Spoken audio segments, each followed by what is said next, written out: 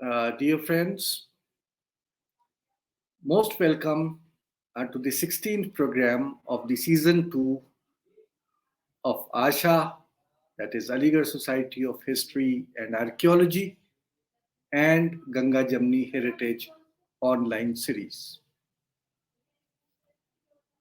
As all of you know, that our aim is dissemination of knowledge of our past based on secular and scientific approach.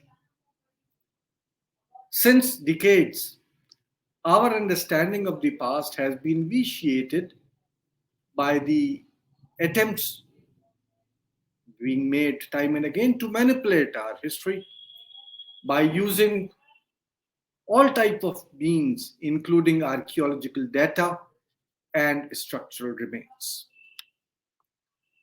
Since at least a century, a particular medieval monument was at the center of contested history. It was forcibly demolished in 1992, and then by 2003, our courts summoned the Archaeological Survey of India to determine through excavations whether the demolished mosque was constructed on the site of a demolished temple or not. A very hurried court-sponsored excavations took place. A half-baked report, which was used by the highest court in India to adjudicate the ongoing dispute, was drafted. It was never published. The Supreme Court, while rejecting the ASI excavations, gave the green signal for a temple to come up at the site. Secondly, since long, another attempt was made, again with the help of Archaeological Survey of India, to somehow prove the existence of a mythical river, and an attempt to reinterpret the Indus Valley civilization known throughout the world as such, and attempts were made to reinterpret it as Indus Saraswati civilization. More recently, the UGC has also proposed a new syllabus of history where this attempt is being tried to be further strengthened and popularized. The Archaeological Survey of India, which had been founded in 1861 and which, to its credit, had upheld high credentials of scientific approach, not only within India but even outside, was soon turned into a handmaiden of chauvinistic politics. Today, we are going to deal with a book which deals with how this came to pass, and I am mentioning this book to you, Bureaucratic Archaeology. A reading of this book gives us an inkling of how does the Archaeological Survey of India do archaeology. What kind of techniques, methodologies, and practices does it employ? What are the sociological, political, and the ideological processes of its knowledge production mechanism? This book also investigates how the Archaeological Survey of India conducts excavations. How does it discover artifacts in a trench, and how they are transformed into facts? This book very succinctly investigates how the ASI acts in the making of artifacts into facts. Today, we have the author of this book with us. Welcome, Dr. Ashish Avikunthak. Dr. Ashish Avikuntak is a filmmaker, a cultural anthropologist, and archaeologist who has spent more than 20 years researching the state of Indian archaeology. Having been a student of Deccan College, Pune between 1994-96, he has been associated with and learned from such well-known archaeologists like K. Padaya, V.N. Mishra, and Vasant Shinde, all big banner names in archaeology. At Stanford University, where he was between 1999 to 2007, he interacted with such scholars like Ian Hodder, author of such works as Reading the Past, Current Approaches to Interpretation in Archaeology, and Archaeological Theory Today, as well as with Michael Shanks, the author of Muscle and Shovel. Between 2007 and 2010, Avikuntak was at Yale, where he was affiliated with Center of South Asian Studies. From 2010 onwards, he joined the film media program at the Harrington School of Communication, University of Rhode Island. He is at the moment an associate professor there. Presently, his interests lie both in archaeology and in making films. He was named Future Greats 2014 by Art Review and has been making films for more than 25 years. His films have been the subject of more than a dozen retrospectives, 16 solo shows, and they have been shown worldwide in major film festivals, group shows, and museums. Further, he has a PhD in cultural and social anthropology from Stanford University and has earlier taught at Yale University.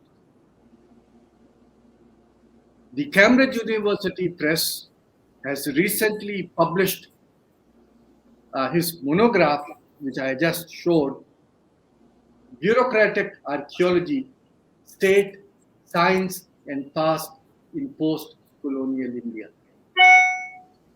This book uncovers an endemic link between micro-practice of archaeology in the trenches of ASI to the manufacture of archaeological knowledge wielded in the making of political and religious identity and summoned as indelible evidence in the juridical adjudication in the highest courts in India.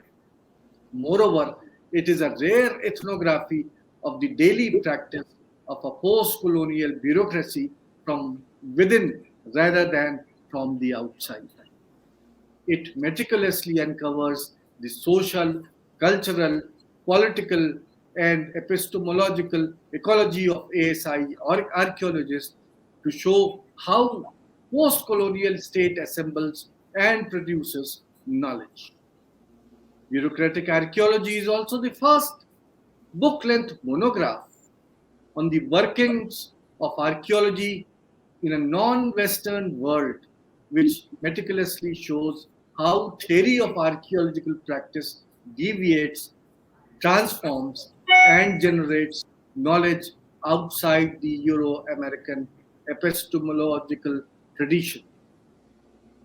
I welcome the learned author and filmmaker in our program.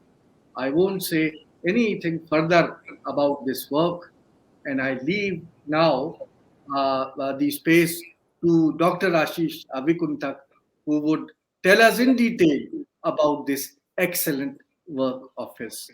Welcome, Ashish, and please go ahead. Thank you very much Nadeem ji. बहुत बहुत शुक्रिया कि आपने इस कार्यक्रम में मुझे बुलाया. I want to start with the moment that you started with, which was 6th of December 1992, because the origin of the book starts on that day, so as to say. What I actually tried doing in this book, it's very important to contextualize where I come from, in the sense that it's important to contextualize my biography, because this work is just not merely a scholarly enterprise. For me, it is also a deeply political enterprise. So I come from a Punjabi family. My parents were refugees. Both my parents were born in erstwhile pre-partition India, and they lived in Delhi and in Western UP in refugee families. My father moved to Calcutta, where I was raised in the late 60s, and I was brought up in a neighborhood of Calcutta, which saw a lot of East Pakistan, as in refugees from the other side of the country. So I have lived all my life as somebody who, although was very came from this deep sense of complex historical framework, but both my Punjabi family and the Bengali refugee neighborhood I lived never ever taught me or propagated Islamophobia, which has now become a center of Indian political life as we speak. So what happened is that in 1991, I moved to Bombay as an undergraduate student of social work. So my early life, I spent working as a political activist. I was very, very active with Narmada Bachao Andolan, which was at that time spearheaded by Medha Patkar. And I was very closely involved with it. And that's the reason I moved to Bombay. And in 92, in December, the Babri Masjid was destroyed. As we all know, from the mid 80s, the right of Hindutva framework had emerged, and so by the early 90s, the atmosphere had hugely vitiated, but none of us, and as you know, Nadeem-ji, none of us were sure what would happen in Babri Masjid. So it came as a brutal shock when the masjid was destroyed.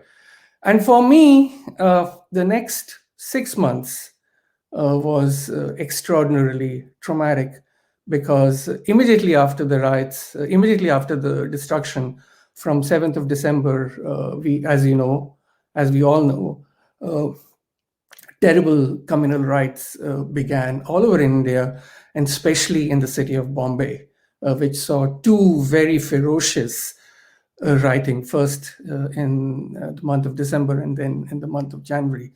And I was very deeply part of that world, which was hugely traumatic. I worked as a social worker, so I spent the next few months, till the whole of 1993, so much as a relief activist, working in the slums of Bombay with the victims in places like, if you know Bombay, in places like Bhandup, Bandra East, Jogeshwari, all over the city, which saw intense rioting. And it is during those years that I started thinking very closely about the relationship between history and violence in Indian society, especially in post-colonial India. That took me to the doorsteps of archaeology, which is the center of the reason why the Babri Masjid was destroyed, the rational reasons, as to say. I then went to do my master's in archaeology, as is pointed out, at Deccan College. Now, Deccan College is one of the foremost institutes of archaeological thinking in India. especially with a very strong theoretical and methodological focus. And that really fascinated me because I got really interested. So my question then moved to, how does archaeology play a role, not just history, but archaeology play a role in the construction of what India had become in the 1990s. And one thing led to another, and ended up in early 2000 at Stanford University to do my PhD with two of the foremost theoretical archaeologists in the discipline, Ian Hodder and Michael Shanks. And that opened up my world far more deeply. And I became very, very interested, not just in archaeology in India, but archaeological disciplinary discourse. What does it mean to produce knowledge, not just in India, but everywhere? What is the disciplinary, discursive, methodological, and technological impetus of the discipline? And this is something very important, especially in places like India, where we look at disciplines like archaeology and history with a lot of legitimacy. And we know that a discipline like archaeology, especially that the knowledge that is produced by the Archaeological Survey of India, almost becomes like fact. And this is something, as I was doing my PhD, and then later on, and as you have mentioned, we have seen how the highest courts of India, both the High Court and the Supreme Court, take the knowledge that was produced or that has been produced by the ASI with a very powerful sense of finality, legitimacy, and facts. So I got very interested in understanding how archaeology, and for me, this is the fundamental question that I'm asking in this book: how does archaeology make factual knowledge? Now, this is a very generic question, right? And this question can be answered by doing work anywhere in the world where archaeology is practiced. And I was very interested to work in India because there hasn't been any work on theory and methodology of archaeological practice in India. We have seen a lot, not a lot, a fair amount of work on the history of archaeology in India. And here, I think scholars like Dilip Chakravarti, Nainjot Lahiri has played a very important role in explaining us what has been the teleology of colonial archaeology in India, how archaeology as a discipline emerged, and especially in the context of Archaeological Survey of India. But there hasn't been any work done in how archaeology produces knowledge. And I got really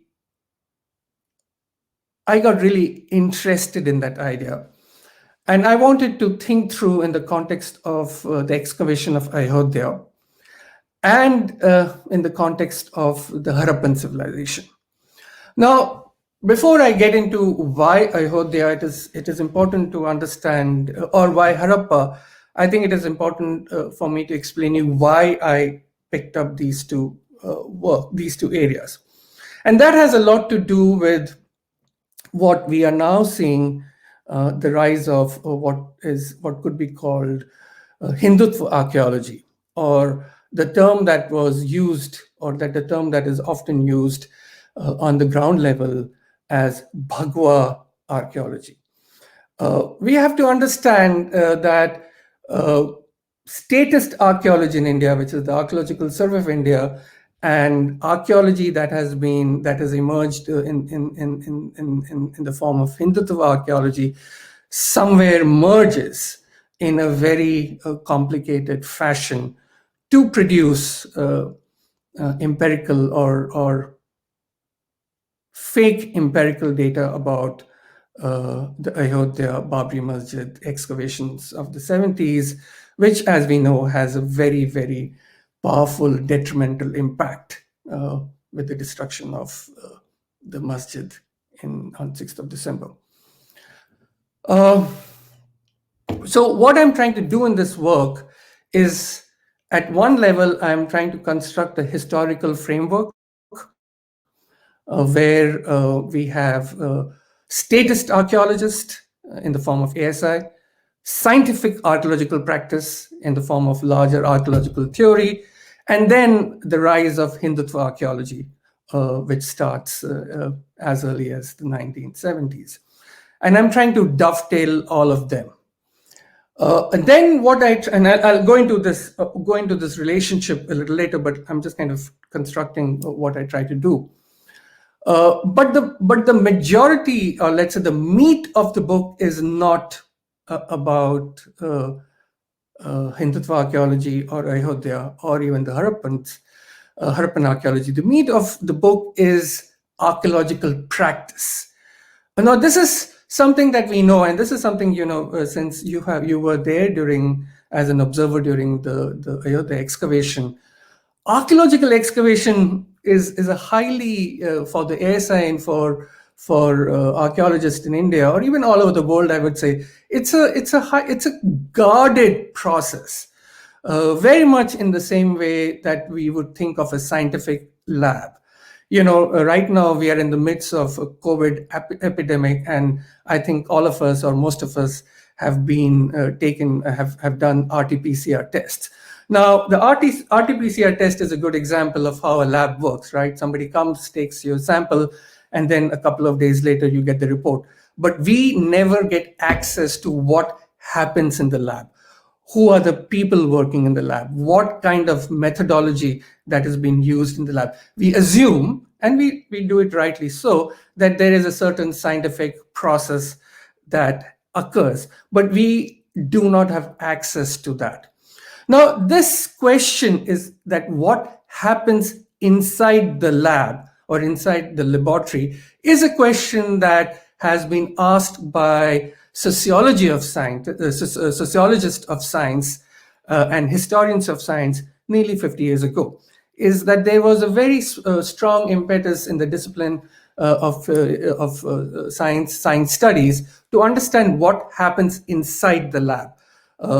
Any kind of lab. And in the 1970s, some of the foremost scholars of sociology of science, who I take inspiration in working in this book, Bruno Latour, and in India, there's a very important scholar, Shiv Vishwanathan.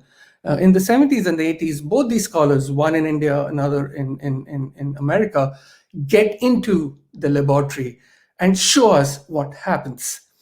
And they open up the world of the scientist inside the lab. So much so, this can be thought of as thinking of scientists inside labs as almost like a tribe, like an anthropologist would conceptualize a tribe. And these scientists enter into that world to open up that world, to tell us what happens, how is knowledge produced, what is the social relationship of people in this society. And some very stunning works have emerged along with in the last 3 or 4 decades, which begins with works by Bruno Latour and others. At Stanford, for instance, one of my favorite work that emerged is by a feminist anthropologist who gets into the world of high energy physicists who are working in linear accelerators and especially at the Stanford Linear Accelerator, and looking at and trying to bombard atoms and molecules to produce knowledge. And she does a brilliant study about how scientists, physicists, high energy physicists, theoretical physicists, and people who work in the lab work together or don't work together to produce knowledge. So what I do in this work is that I conceptualize archaeologists in India as a community, and I enter into that world. I entered into that world because archaeological excavation, very much like a lab that we see, where we send our RT-PCR tests, are closed spaces. We really don't know there. And I think what you speak about, or what you did during the Ayodhya excavation as an observer, as like for the first time in India, it was during the Ayodhya excavation with observers like you and journalists who were going and reporting at the Ayodhya excavation, that we really get a clue of what happens inside an archaeological excavation. And that really excited me. So I actually reached India after finishing my master's and my graduate coursework to begin my fieldwork just few months after the end of Ayodhya excavation in 2003. So from 2003 to 2005, 2 seasons, I did ethnographic work in the Archaeological Survey of India's excavation in Harappan sites. And this was something very important because, as you mentioned, along with Ayodhya, the transformation of the Harappan civilization from a civilization that was located on the Indus riverine system to a civilization that was located in a mythical river, Saraswati, about which we do not have any empirical evidence. That shift was happening. And I ended up doing ethnography of Archaeological Survey of India in the season of 2003-2004, when it was in Harappan side as part of the Saraswati Heritage Project. Then in 2004, the first NDA government was defeated and the UPA government came, and the Saraswati Heritage Project was shelved. And then in the season of 2004 and 2005, I went back to the same sites, but this time they were not part of the Saraswati Heritage Project, because at that time the Minister of Culture, I think, was Jaypal Reddy, if I'm right. He had shelved the SHP, the Saraswati Heritage Project, and so in the season of 2004-2005, ASI was back to its normal excavation, so as to say. However, so in these 2 seasons, I spent doing ethnographic work, and then subsequently, I also spent a lot of time in the offices of Archaeological Survey of India, in the DG office, especially in Delhi, speaking, talking to archaeologists of different kinds for more than 2 to 3 years. And then subsequently, I spent a huge amount of time working at the Archaeological Survey of India's archives, the National Archive, and then the Parliament Archive. And I also came to Aligarh Muslim University, met with Professor Irfan Habib, who and also with the lawyers who were part of the Babri Masjid litigation. I also spent a lot of time speaking with the Sangh archaeologists, some of them who have passed away, especially S.P. Gupta, who was very closely involved with the saffronization of Indian archaeology. I spent a lot of time in his office looking up his archive. So the work that you see in this book has ethnographic focus of 2003 and 2005, but archival focus that goes reaches as late as 2019, when 2020, when Niti Aayog came out with its nearly 200-page report about how ASI should cease to be a knowledge producing organization, but should become a heritage management organization. So, what I'm interested in this book is that I'm looking at the state of archaeology in the last 20, 25 years, locating it within a historical colonial and post-colonial period, and trying to see how the rise of the statist archaeologist, or this rise of statist archaeology in the form of ASI, merges with the rise of Hindutva archaeology.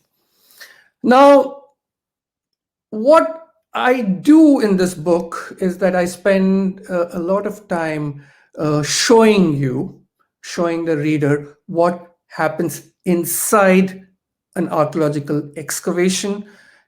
Specifically, I then move into what happens inside an archaeological trench. So there are three chapters that deal specifically with what happens at the site, what happens at the trenches.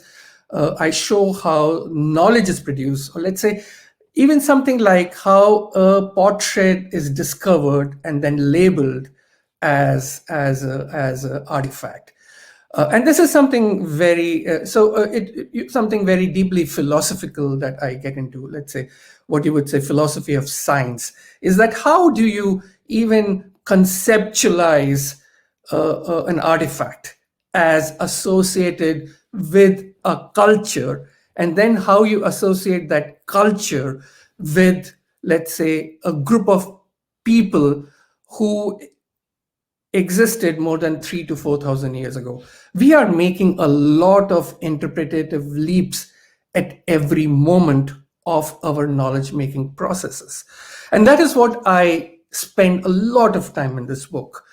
Eventually, how an artifact or how an archaeological site gets transformed into a scientific evidence. And here, a very important character, a historical character, emerges, who's almost like a leitmotif in this book, and somebody that all archaeologists in India and probably throughout the world would have known, and that's Mortimer Wheeler, Sir Mortimer Wheeler, who was an archaeologist, a military man, an archaeologist who was the Director General of Archaeological Survey of India at a very, very crucial period in Indian history from 1944 to 1948.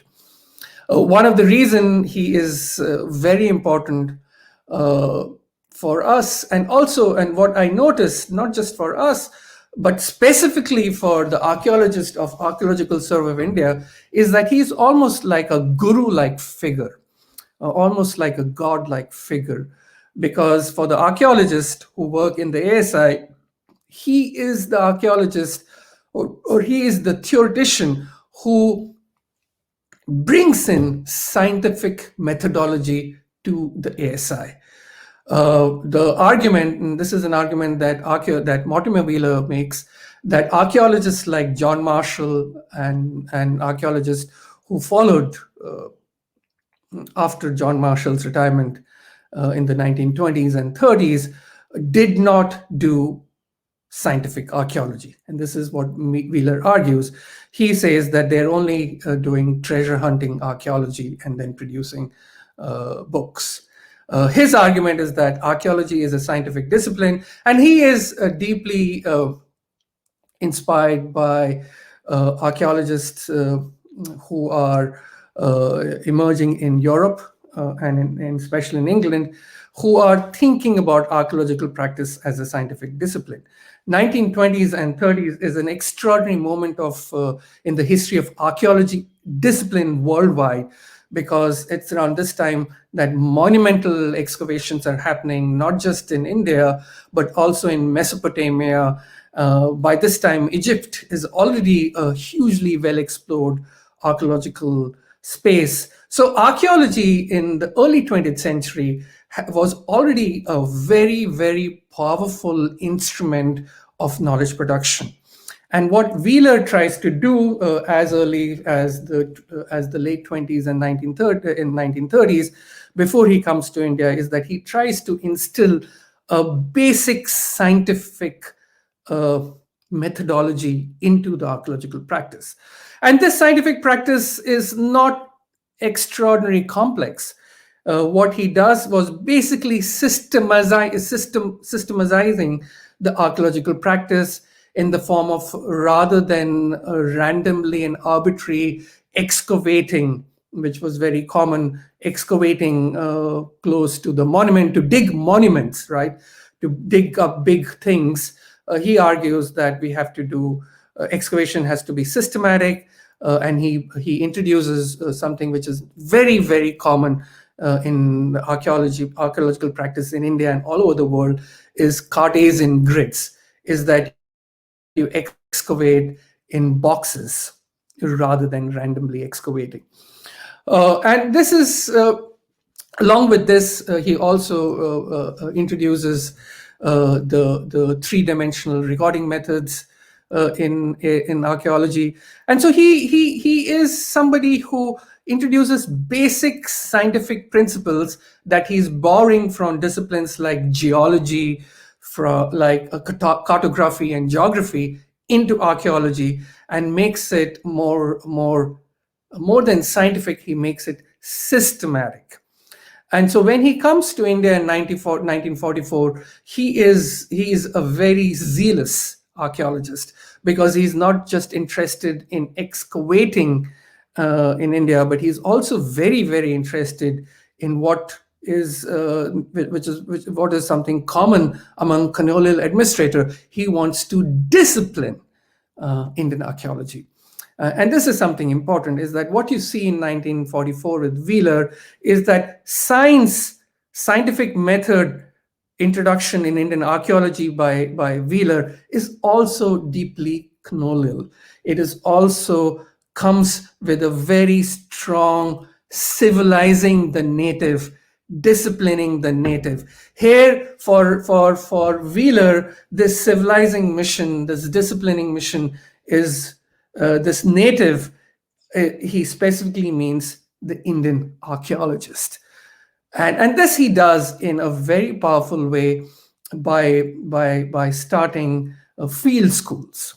And this is Wheeler is one of the few archaeologists who begins the field school, where he would bring in the world. And in 1944, we have the first field archaeological schools in India, which was run by Wheeler at the site of Takshala, where he does the first archaeological excavation in India.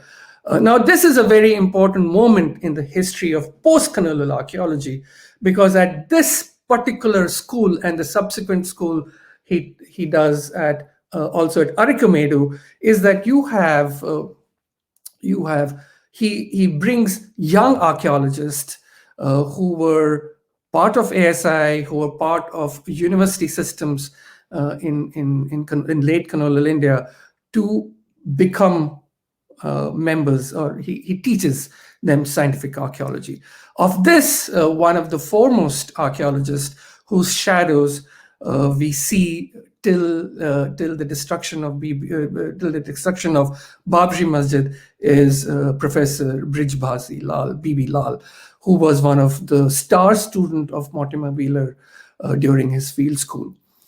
So here is a very interesting connection that I'm trying to make between the relationship between scientific archaeology and Hindutva archaeology, between state archaeology and Hindutva archaeology. There is a very strong relationship. And this is something that should not come as a surprise, because as we see now in the Modi government, is that if you look at Modi government very clearly, they are not producing new laws to subjugate or to oppress or to construct situation of apartheid, as we see now with the hijab crisis in India. They are just, and this is something very important, they are just using laws, using systems, using structures which have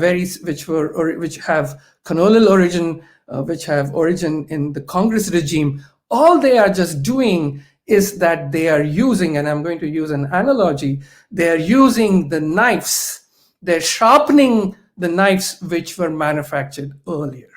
And this is something that we see in the state of archaeology also in India, is that it is no point. I think I would argue that just to argue that Hindutva archaeology is nothing new. What you see in Ayodhya is that what archaeologists of the ASI did was to follow a method that Wheeler had introduced more than 50 years, more than 50, 60 years. Wheeler is the what should I say, the epistemic framework of ASI. Now, what is interesting is that the Wheelerian method, the method that Wheeler introduces into Indian archaeology in the 1940s, were cutting edge at that time. But by the 1960s, with the rise of what we call processual archaeology, which became very common throughout the American and the European archaeological tradition, which had discarded Wheelerian method for a much more empirical and a scientific approach. And subsequently in the 90s, with the rise of what we call post-processual archaeology, archaeology as a disciplinary formation has evolved very radically to what Wheeler did in the 1940s. What I saw, and that was a surprise, is that when I started working, doing my ethnography in the ASI, I noticed that they still follow the Wheelerian method.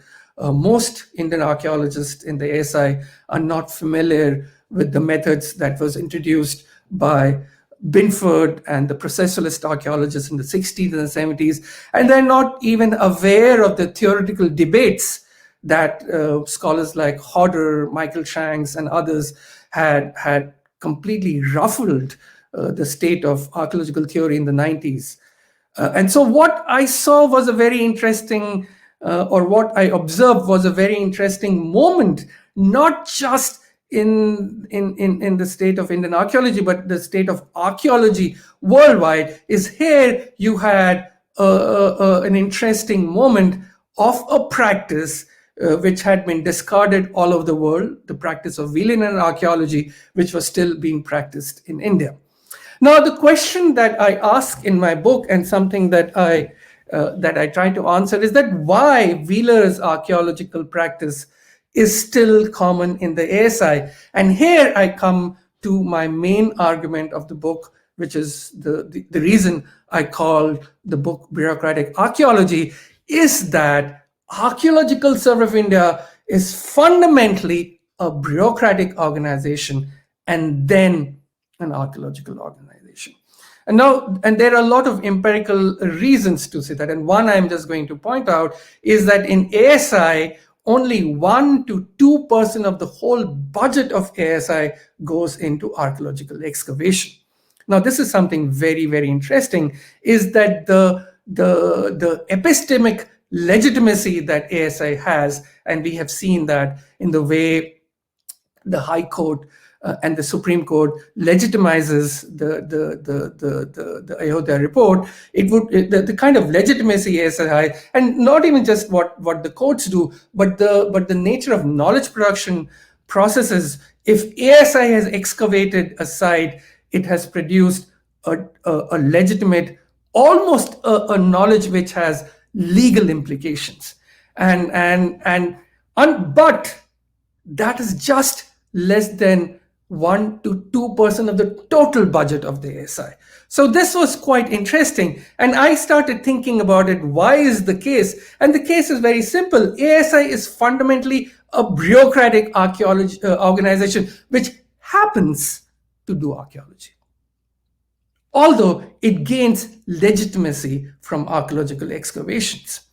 Now, in this bureaucratic atmosphere, in this deeply hierarchical, oppressive bureaucratic space, which is something which is no different to other bureaucratic organizations in India. Either if you go into any other bureaucratic organization, or when I mean by bureaucratic, any administrative organization, any status organization, either it is part of the central government or it is part of the state governments, and all of us have had experiences when we go to get driver's license, for instance, or if we go to get passports, or if we have to get death certificates, or any of these bureaucratic things that even as individuals who are outside, and I'm talking about especially as middle class individuals living in cities, I'm not even, the kind of things that we hear, although I have not experienced what you see in rural India, people who have to get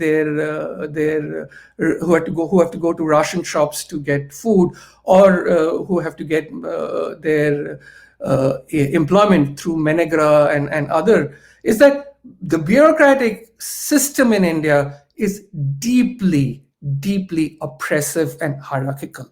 And this oppression and hierarchical is not just how bureaucracy deals with the outside world, with non-bureaucratic subjects like us or like others. But what I found in my book, or what I talk about in my book, and what I found is that the bureaucratic system within itself is also very oppressive. So the archaeologists, the laborers, the assistant archaeologists, the staff, they are being oppressed by the seniors, let's say the superintendent archaeologists, who then are subsequently pressurized or oppressed by their seniors.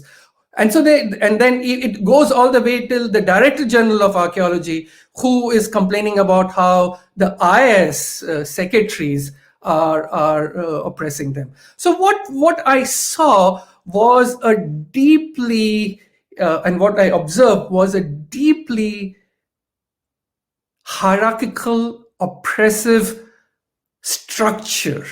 In that hierarchical, oppressive structure, the model that Mortimer Wheeler introduces into India as scientific is deeply colonial. Fundamentally, Mortimer Wheeler's scientific archaeology is about disciplining not just the artifacts and knowledge that is produced, but also fundamentally disciplining the laborers, the workers, the archaeologists within the excavation site. So if we think of the excavation site as a laboratory, the laboratory that I enter, I noticed a highly oppressive landscape. And in that landscape, the methodology that Wheeler introduces in late colonial India within the ages of colonial ideological framework continues. You must have heard, when I was working with the Narmada Bachao Andolan, and I'm going to end my presentation with this quote, which is what I end my book with, is that when I was working, we used to sing a song, और मैं हिंदी में बोलता हूँ क्योंकि गाना हिंदी में था, कि गोरे हाकिम गयो रे भैया, आ गए हाकिम काले, बदली नहीं है चाबी लेकिन बदल गए हैं ताले. क्या मैं झूठ बोल दिया?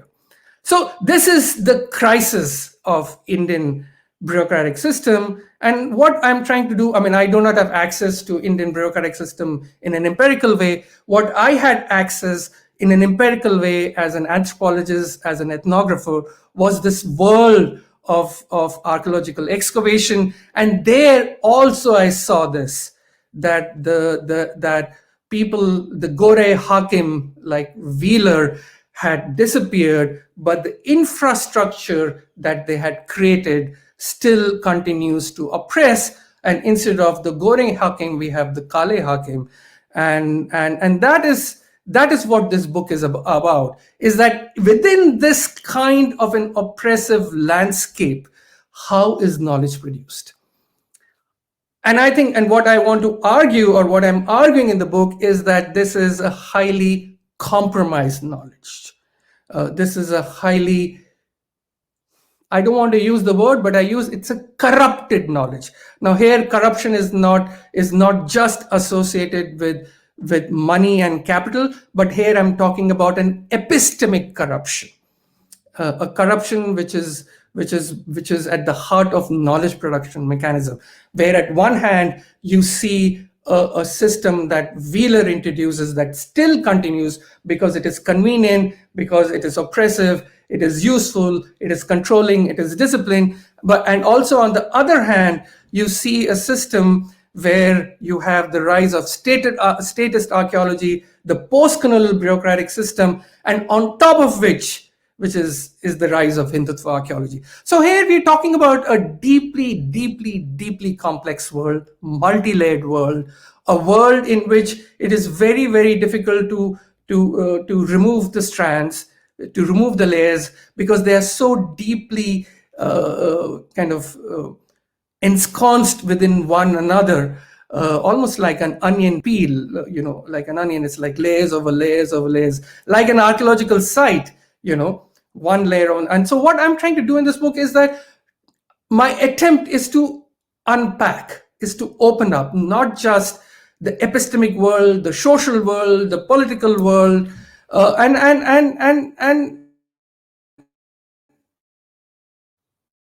I'm trying to constantly, in a microscopic manner, I'm constantly trying to, which is what I do throughout the book, is that I'm constantly trying to underscore that whatever interpretation that I, as an anthropologist, am making is located within my own self-reflexive world. Yeah, I think on that note, I should stop my initial comments, and I'll open up questions from you, and then probably I can speak more about other things. Ashish ji, thanks a lot, for unraveling an organization like Archaeological Survey of India, and narrating to us the actual functioning of this organization and how it is helping or obstructing the creation of knowledge in a way. When one starts reading your book, and I would start with that, your preface. In fact,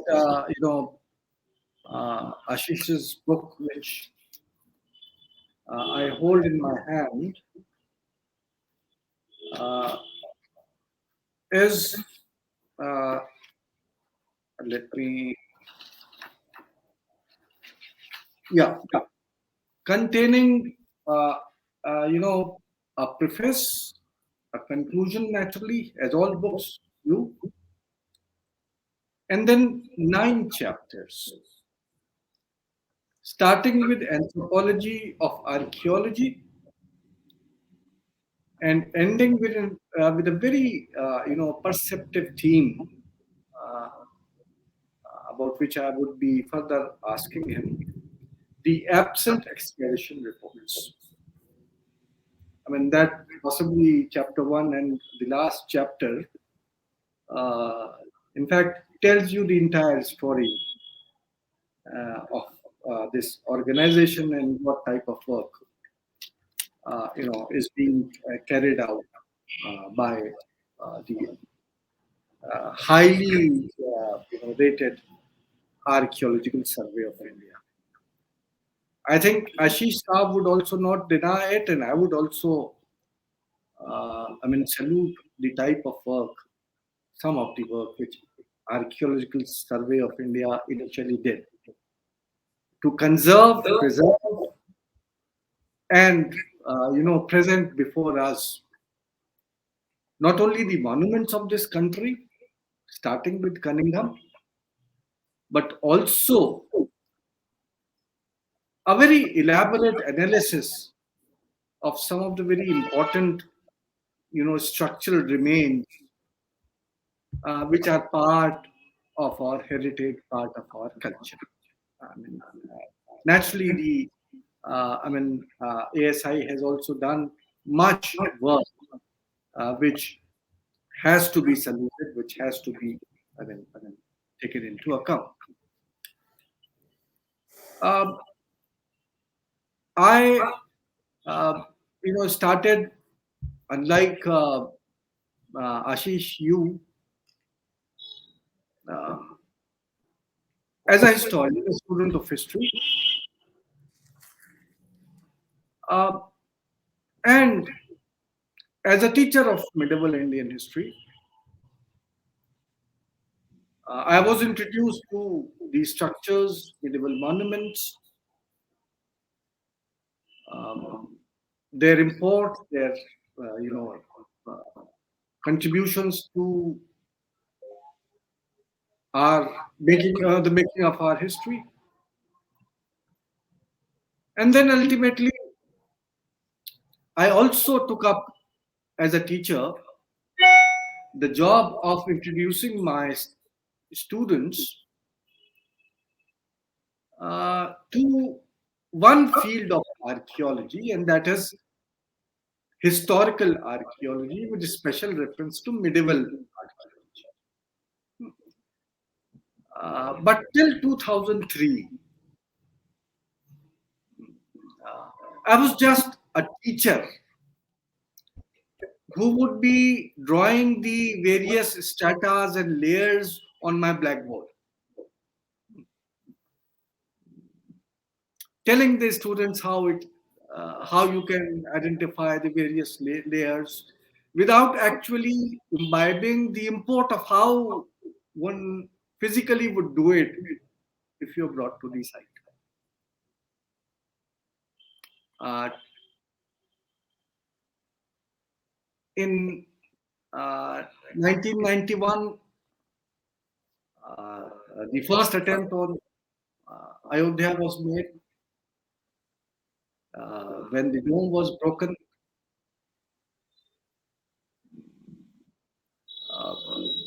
there were the incident 6th of December was followed by massive riots throughout the country. We experienced that. One full year passed. 1992 came, from where you start your book, in a way. The structure was demolished. Not only was it demolished, but once again, the entire country was thrown into flames. You were there in Bombay. I was here in UP at Aligarh, supposed to be a city, in fact, the area where I live, to be a peaceful area, but I still remember the mics blaring those, blood curdling, slogans coming to our houses, and we sitting in our house and worrying what would happen. I mean, it was illogical on our part because no one could have come there, but the fear psychosis which had developed.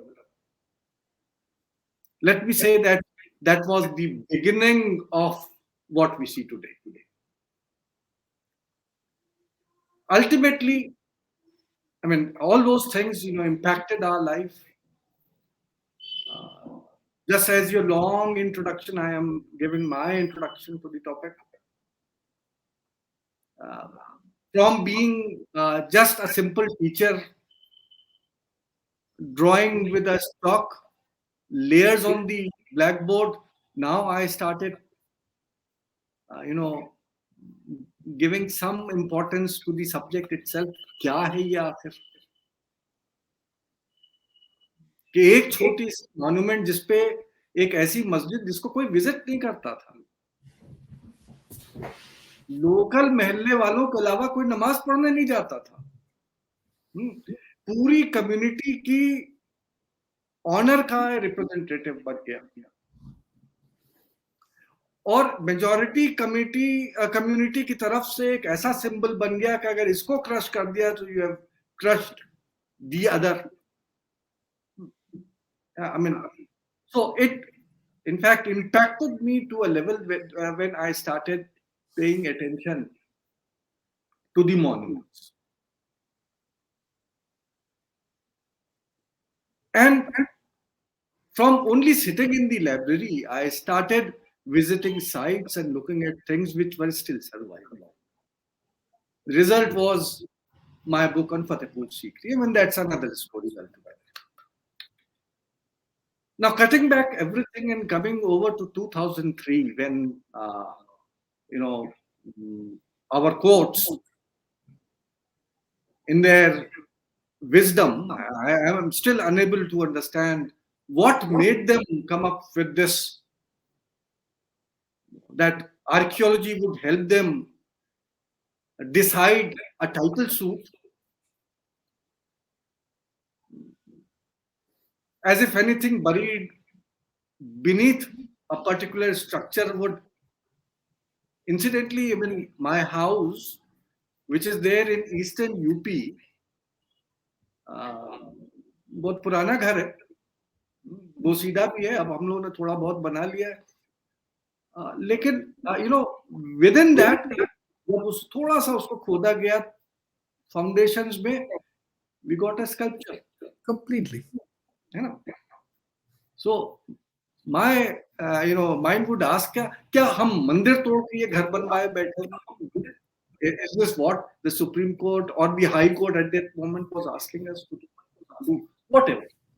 Those excavations started and we started taking interest in them. I still remember the time कि हर आदमी जो था वो जरूर वो उस report को पढ़ता था, आज क्या मालूम कि वो वहां से निकल के आया. I mean, the entire nation, just like in the period of those serials Ramayana and Mahabharata, they was looking at this. Yeah, the same fashion.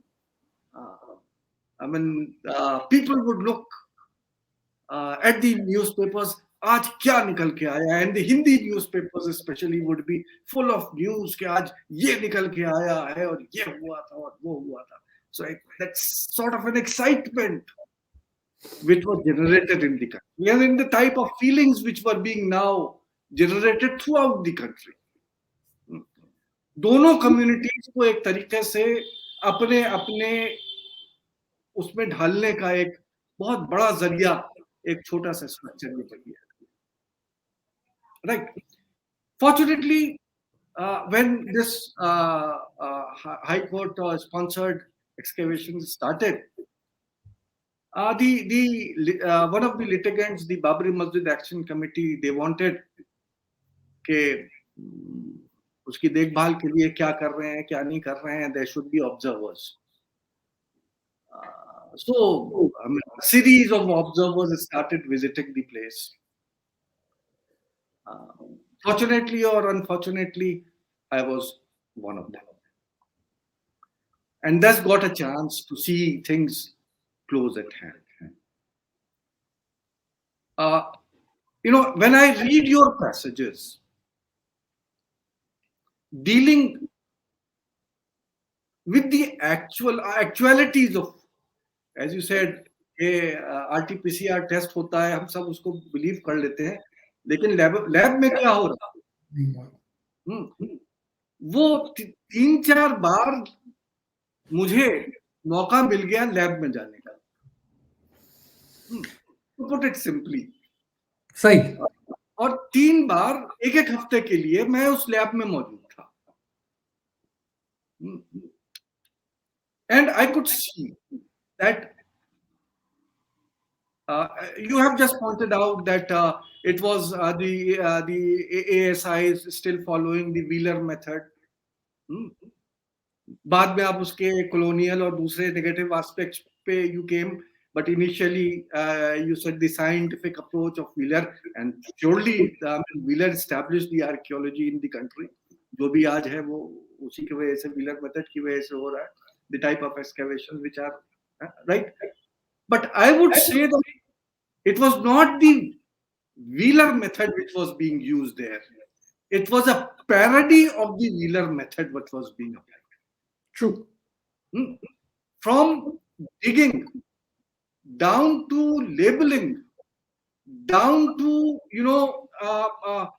taking out the pottery and other artifacts और उनको pottery shirt में रखने से लेके और शाम को उसको नोट करने तक, it was just a parody of what should have been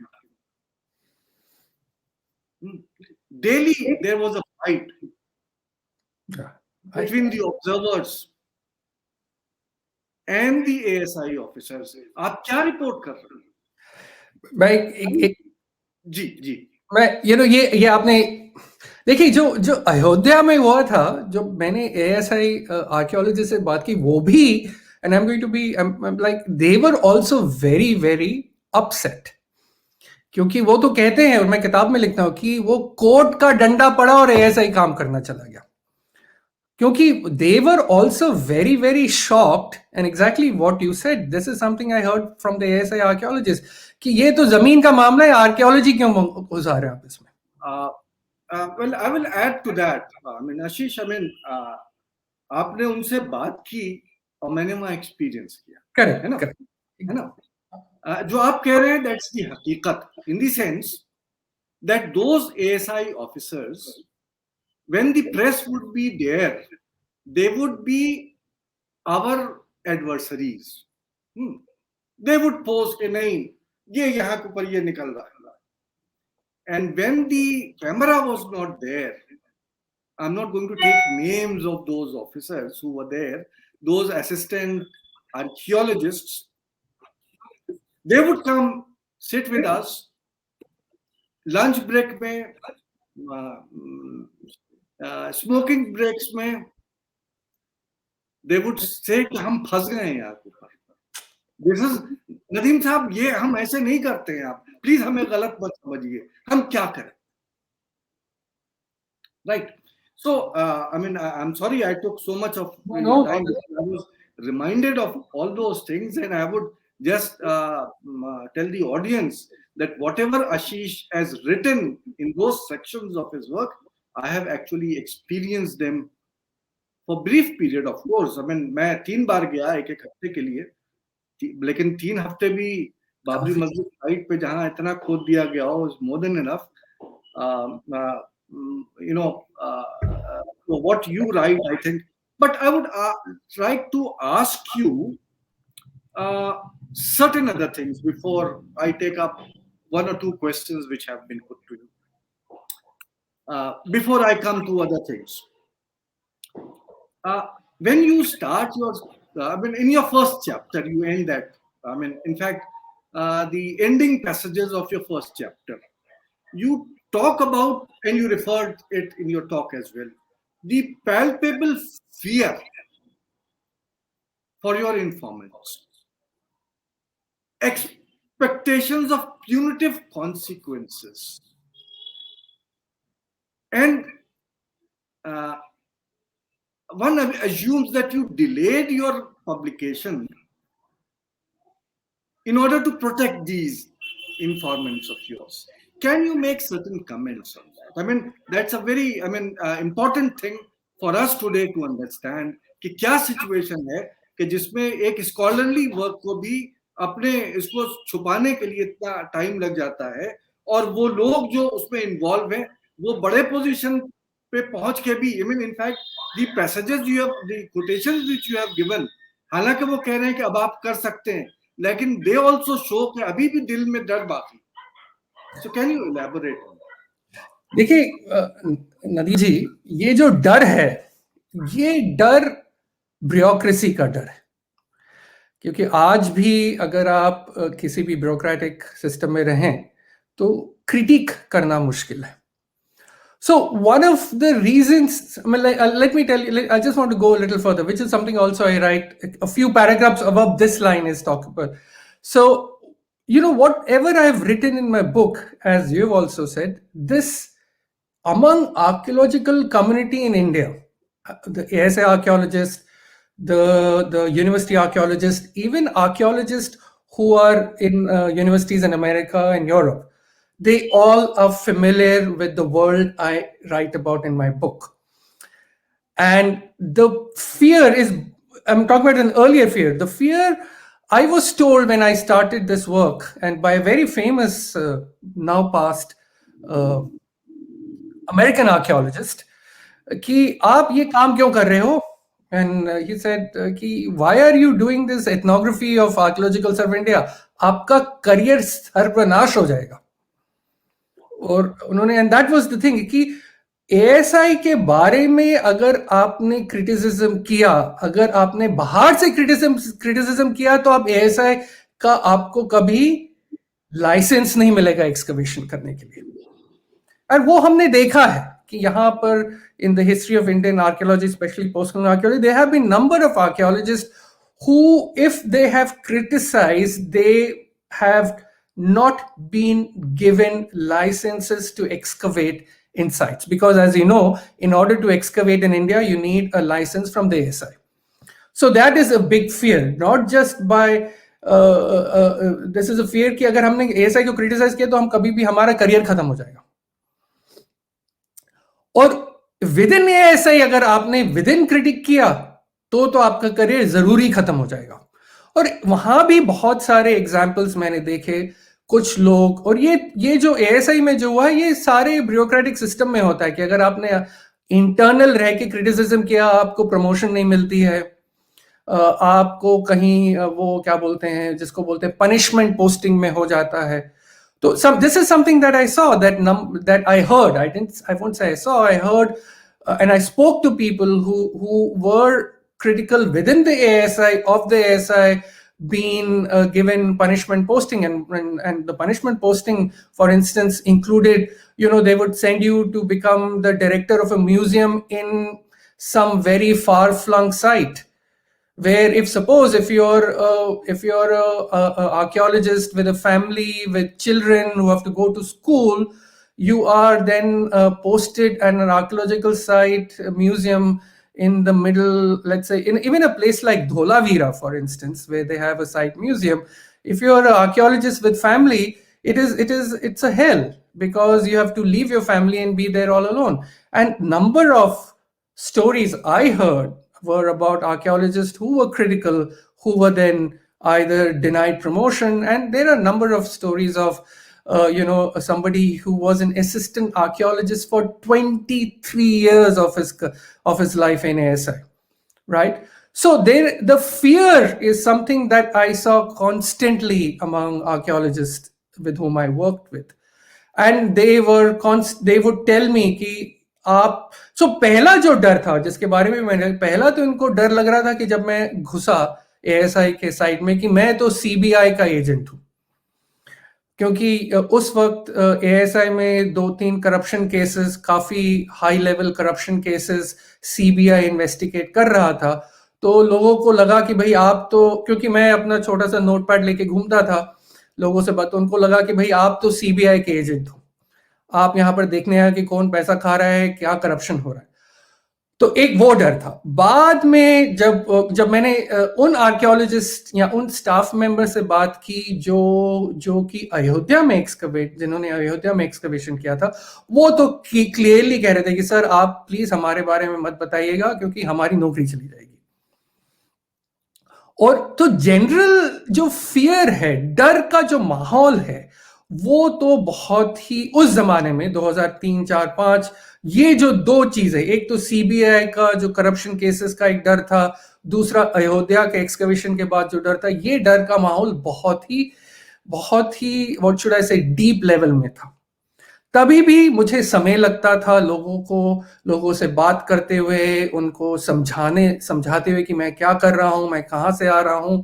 मैंने जितनी कोशिश की, मैं ट्रांसपेरेंट रहा अपने इन्फॉर्मेंट से, और उन्होंने बहुत ही मोहब्बत से मुझे और बहुत ही रिस्पेक्टफुली मेरे साथ मुझे अपनी ही जिंदगी में उन्होंने आमंत्रित किया. क्योंकि देखिए एक्सकवेशन, क्योंकि अगर आप इंडियन सिटीजन हो जो मैं हूं, आप एक्सकवेशन में आप जा ही सकते हो, पर वहां पर रात को रहना, खाना, वहां लोगों से मिलना, ये केवल जो एक्सकवेटर है, जो डायरेक्टर ऑफ एक्सकवेशन है, और ये केवल ये ASI, जब मैंने परमिशन ली, तो जब मैं DG ऑफ ASI के पास गया, तो उन्होंने बोला कि देखिए हम तो आपको परमिशन दे देंगे, पर आपका खाना पीना, कैंप में रहना, ये तो केवल आपके लोकल जो एक्स डायरेक्टर हैं वो ही आपको परमिशन दे सकते. तो I had to directors of excavation where I stayed, and they were extraordinary, helpful, very, very supportive.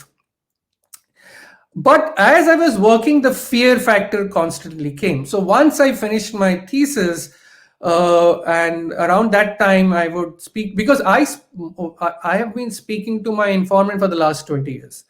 Some of the people, I'm still in touch with them. Some of them have left ASI. Some of them have become senior figures in ASI. Some of them have retired. I am in touch with them, and they would always tell me कि आप जरा ध्यान से लिखिएगा, और क्योंकि हमारी नौकरी का डर है। तो ये मेरे लिए बहुत ही इंपॉर्टेंट एथिकल पोजीशन था, क्योंकि एज एन एंथ्रोपोलॉजिस्ट हम बेसिकली बहुत इंट्रूसिव डिसिप्लिन है। एंथ्रोपोलॉजी भी बहुत ही, आई मीन आर्कियोलॉजी से ज्यादा कनोलियल है, उसकी प्रैक्टिस अभी भी बहुत ही इंट्रूसिव है। हम लोगों की जिंदगी में चले जाते हैं, उस जिंदगी को खोलने की कोशिश करते हैं।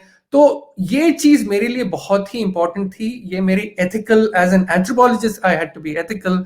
और मैं बार बार अपने इन्फॉर्मेंट्स और दोस्तों से पूछता कि भैया अभी क्या स्थिति है। फिर करीब 2015 के करीब 10 साल के बाद, 10-11 साल के बाद मैंने जब एक्सकवेशन एथनोग्राफी की, उन्होंने कहा कि अब तुम छाप दो, अभी अगर आपने छापा तो इतनी स्थिति गंभीर नहीं होगी। तब मैंने 2015 में मैंने प्रोसेस शुरू किया to rewriting my dissertation, then started to look for publication, university presses, and eventually I decided to work with Cambridge University Press, and that is the history of this. Right, sir. I mean, I think when you call ASI excavations of 2003 as an aberration, naturally, I think you have elaborated on that in your book as well as in this talk at the moment. However, I would just like to ask one more question related with these 2003 excavations. If you remember that the excavations started after a Tojo Vikas geophysical survey report came.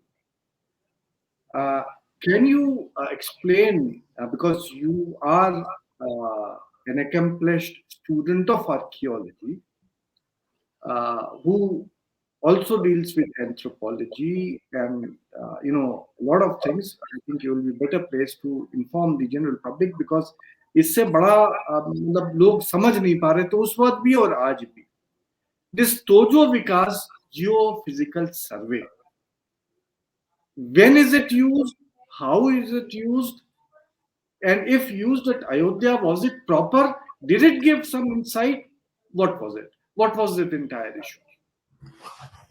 देखिए, एक चीज जैसा आपने कहा, आपके पुश्तैनी मकान के बारे में, एक चीज हमें गैंजेटिक वैली के बारे में बहुत ही क्लियरली मालूम है, क्योंकि Gangetic valley is one of the few places in India where you have excavation history for nearly since Cunningham times, even earlier, right? कि एक चीज हमें गैंजेटिक वैली आर्कियोलॉजी के बारे में बहुत ही क्लियरली, ऑलमोस्ट इंपेरिकली, फैक्चुअली मालूम है कि ये मल्टी लेयर्ड आर्कियोलॉजिकल दुनिया थी।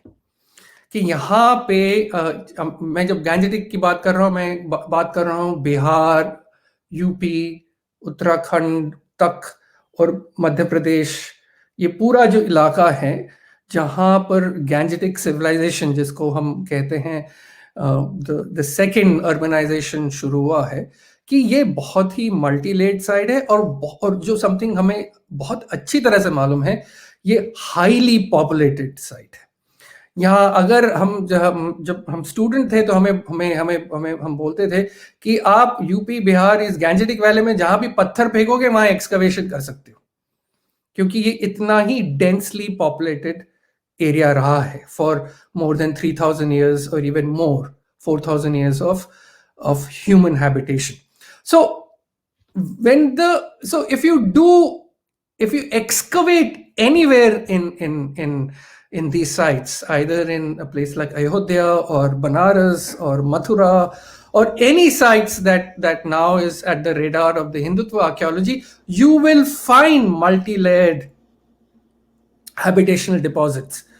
And very clearly on the below the contemporary layer, you'll have the Muslim layer, or what we call the historical medieval Mughal layers, or early Muslim period. Then before that, you will have some kind of a Jaina or a Hindu sites, and before that you'll get Buddhists.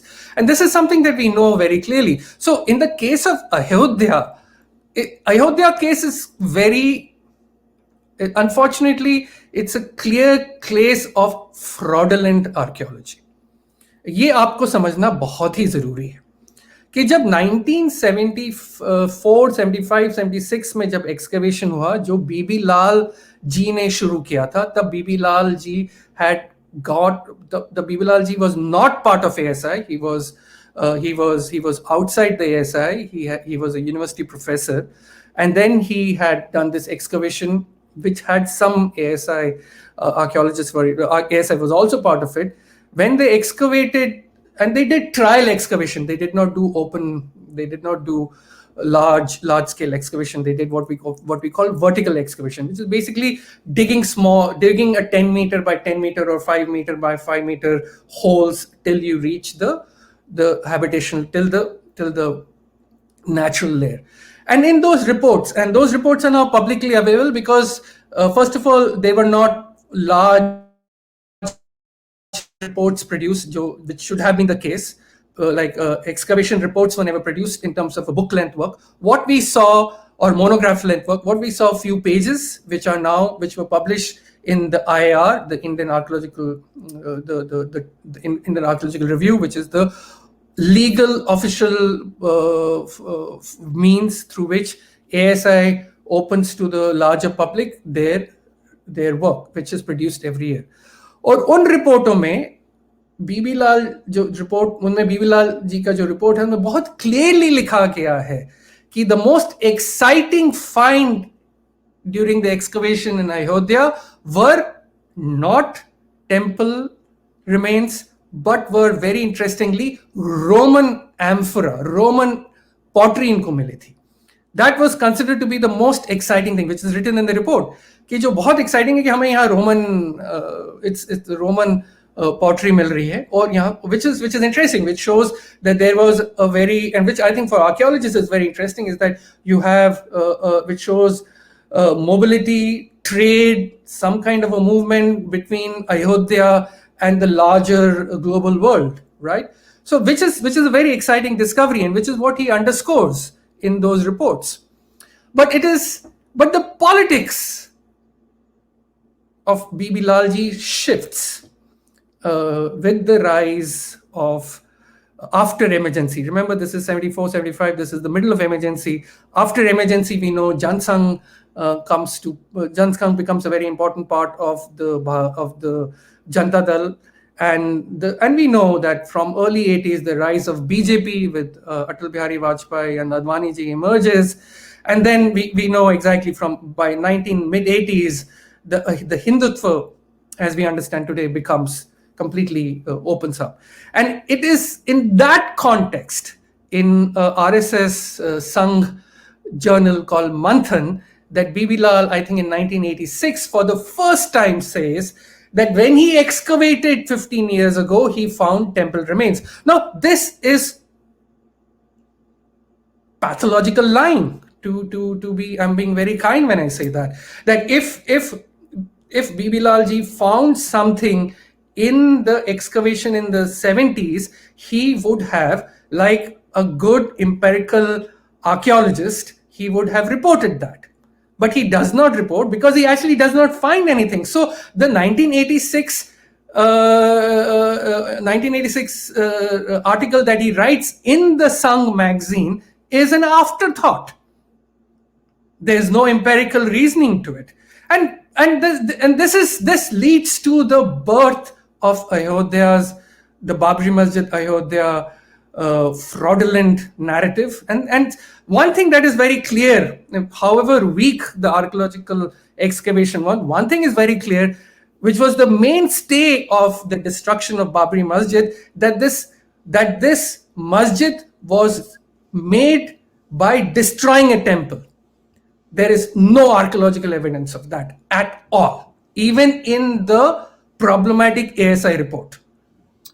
So that is one thing, that there's no evidence of the destruction of a temple. The second thing is, and this is something that I speak about, is that, and this is the problem with the report, is that, and this is the problem with archaeology, is yes, we find some kind of monumental structure under the masjid.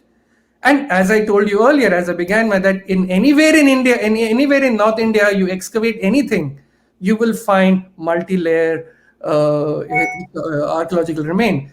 What the report was not able to conclusively show, and which is in throughout and the reason it is unpublished, because it is a really, really weak, even by ASI standard, a weak report. Now, just imagine, and this is something, in ASI, and this is something I write about, in ASI, when Bibi Lal excavated Kalibangan in the 1960s, that report comes out in 2000. The standard time taken to write archaeological report is between 5 to 10 years. Within ASI, it is between 20 to 30 years. If that is the track record, to come out with the report of Ayodhya excavation in matter of days shows very clearly the deep weakness, the epistemic weakness of the excavation process. And again, something that you have, speaking around Nadeem Jain, you have seen it, that to excavate a site like Ayodhya, even by standard historical archaeological practices of ASI, would take at least 3 to 5 years, which we know in the case of Ahichhatra, we know in the case of Puranakil excavation, and many excavation that ASI did of a site of a similar historical nature, they would take years to excavate. They would take decades to write the report. यहाँ पर एक ऐसा excavation हो रहा है जो इन्होंने महीनों में खत्म किया और दिनों में रिपोर्ट छाप दी. तो इस स्थिति में आप इस excavation, the epistemic validity of the excavation and the epistemic validity of the report is deeply questionable. And this is something, if you read the High Court, the High Court judgment, which runs into some 10,000 pages, bar, again and again, archaeologists are talking about how the excavation is weak, how the knowledge produced is weak. And this is not something I am speaking. This is something that you see in the High Court document. If you go through it carefully, and I have cited some in my book, is that there's many red flags being shown to the High Court judges that this is a problematic excavation, even by the ASI archaeologist. In the excavation road, something I mentioned is when Mani Sahab and others, they're talking about how this excavation was completely the most difficult, problematic excavation they've ever done. In that context, to put it this way, that this was a botched investigation which the court decides to take into account. अगर आपने कोई criminal investigation किया that gets botched, but you still take that as empirical fact. This is exactly what happened in the Ayodhya case, right? So in that context, now getting back to the key question you asked, the Vikas Tojo, we know that when they went there, they did find some anomalies. Now, anomalies, if you look at the word anomaly, the term anomaly is ambivalent. Anything can be anomaly, right? Anomaly doesn't mean anything, what should I say, profound. You if you take something like that and you go under, let's say if you go in a city like Banaras or Mathura and Vrindavan or any, you'll only find anomalies on anomalies. So what the Tojo Vikas thing did is that they told us there is some kind of anomaly, but that was something that we knew, that was nothing profound. But what is interesting is that the High Court, and here we have to go back again and again to the High Court, how it used ASI. Because I think, I had a chance to speak to, out of the 3 final judges, the court case went for many years, the 3 judges who had adjudicated, who had written the report, I had a chance to speak to 2 of them. I interviewed them in Allahabad. The Muslim judge refused to say anything new. He said कि भाई जो मैंने लिखा है वो आप report में आप मेरे जजमेंट में पढ़ सकते हो. And Agarwal Sahab, who I spoke at length, he spoke about how the political pressures were so much that they just did not have that's almost like the excavation was a way of gaining time. The excavation gave them time, and which is what the way the excavation started in 2003 and their judgment came in 2010. So the excavation was an excuse to delay the whole process. But what was very interesting about the excavation is that it showed us how complicated the nature of evidence is, especially when you take an archaeological evidence and you put it in a juridical domain, in a juridical context. So the issue about Dojo Vikas or the way is inconsequential for a minute, because they were just part of the process. Something that we have been hearing now with the Modi government is something that we hear often, is that the process is the punishment. And I think this is something you have to understand. This is the way bureaucracy works, is that the process becomes complex, oppressive, that the process itself can become very, very oppressive. And I think what happens in the case of Ayodhya, that